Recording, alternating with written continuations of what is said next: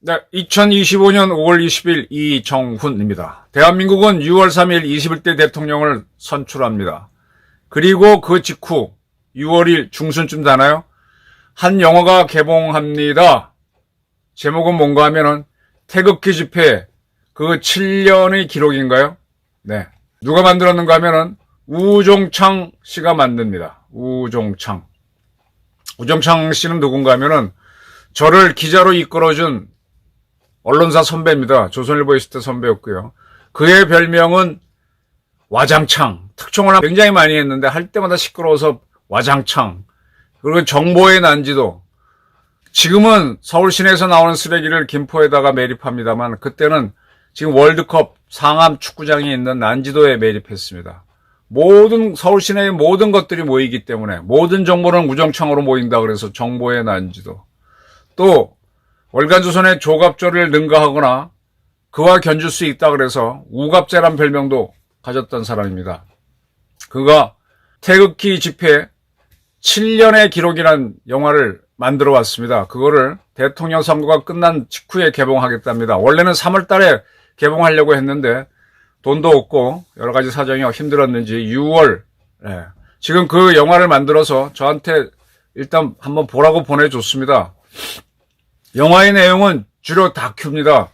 박근혜 대통령 탄핵을 막기 위해서 벌어졌던 태극기 집회 그걸 찍은 사람들이 매우 많죠. 많은 유튜버도 찍었고 일반 사람도 찍고 그런 것들을 다 받아갖고 종합적으로 편집한 겁니다.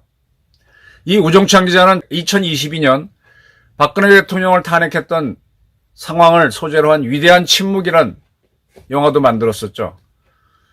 박근혜 대통령을 탄핵한 걸 지금 와서 보게 되면 상당히 엉터리였죠. 무리였죠. 그는 그러한 거를 따지는 책, 대통령을 묻어버린 거짓의 산, 어둠과 위선의 기록 이런 책을 썼었는데 그런 책을 바탕으로 위대한 침묵이란 영화를 만들었었고 이번에는 태극기 집회, 박근혜 대통령 탄핵에 반대하는 그 주된 내용입니다. 그걸 갖고 영화를 만들었습니다.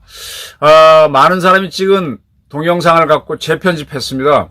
이 영화 감독은 최석원 씨하고 우정창 기자가 플롯 스토리를 만들고 이분이 영화 만들었다고 하는데 한번 잠깐 좀 보시죠. 상당히 엄숙합니다. 우리가 역사에 굉장히 진지했구나. 네, 이 영화의 주요 장면 잠시 좀 보시겠습니다.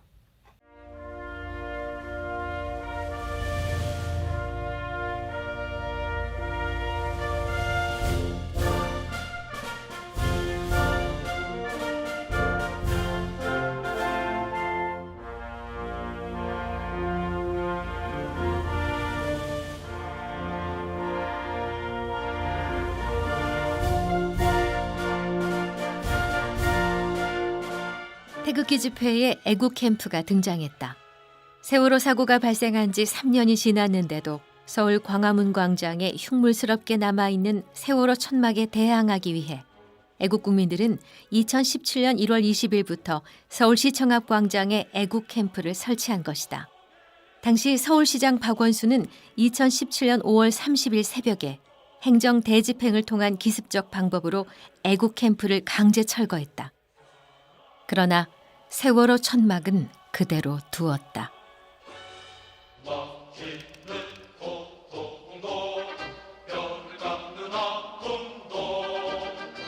태극기 집회는 일부 언론의 보도처럼 돈을 주고 동원된 사람들이 모이는 장소가 아니었다. 사비를 털어 참가한 애국 국민들이 자발적으로 만든 결과물이었다. 우파와 좌파, 보수와 진보가 대립하는 곳이 아니라 대한민국의 앞날을 걱정하며 모인 사람들이 태극기를 들고 애국가를 부르며 하나가 되는 공간이었다. 그것은 참가자들의 강렬한 눈빛과 열정 어린 행동에서 확인할 수 있었다. 태극기 집회는 어둡고 살벌한 촛불 집회와 달리 밝고 명랑했다. 도대체 3월 13일이 무슨 근거입니까?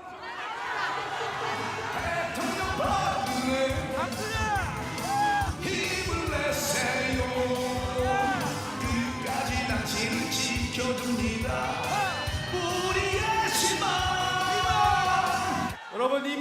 분위기는 바뀌었습니다. 반 뒤집어졌습니다, 여러분. 맞습니다. 헌법재판관들이 귀가 있고 눈이 있기 때문에 이 장엄한 태극기 물결을 보고도 어떻게 오판을 하겠습니까? 이제 이 태극기 덕분에 현명한 판단을 해준 것으로 저는 확신합니다, 여러분. 확신합니다. 촛불은 촛불일 뿐 바람 불면 꺼진다. 맞습니까, 여러분? 꺼진다. 촛불은 촛불일 뿐 바람 불면 꺼진다. 하늘 높이 솟는 돌 허위 기사가 난무하던 언론의 광풍 속에서 혼란과 좌절을 느꼈던 애국 국민들은 용기를 내어 태극기를 들고 난생 처음 거리로 나왔다. 태극기를 든 사람들이 하나둘씩 거리에 모여 서로의 힘이 됐고 그런 작은 힘들이 모이고 모여 거대한 바람을 만들어냈다. 그들은 틀리지 않았고 언론이 틀렸음을 태극기가 보여주었다. 대란 선동 혐의에 연루된 통진당 해산했죠, 여러분. 한국과 미국 간의 전작권 무기한 연기했죠, 여러분. 한미연합체 해체 저지했죠, 여러분. 한미동맹 더 강화시켰죠, 여러분. 이렇게 많은 일을 해왔는데 도대체 야당은 무슨 일을 해왔습니까? 지난 4년 동안 박근혜 대통령이 제시한 정책 화끈하게 밀어준 적이 한 번도 있습니까, 여러분? 2016년부터 7년 동안 계속된 태극기 집회는 대한민국 체제를 수호하기 위한 거대한 국민운동이자 시민혁명이었다. 김인현 3.1운동 이후 100년 만에 등장한 태극기가 길고 긴 어둠의 터널에 갇혀있던 대한민국에 희망의 불을 밝혀주었다. 태극기 집회의 주역은 한국 현대사 속에서 산전수전 다 겪으며 한강의 기적을 이룩한 그 시대 어르신들과 그들에게 힘을 보탠 젊은 세대들이다. 그들은 눈이 오나 비가 오나 가리지 않고 매주 토요일마다 태극기를 들고 거리에 나와 대한민국 만세를 외쳤고 그 외침은 우리 사회의 자유민주주의와 법치가 확립될 때까지 계속될 것이다. 이것이 대한민국 헌법이 추구하는 방향과 명령이고 미래 세대에게 물려줄 대한민국의 참모습이기 때문이다.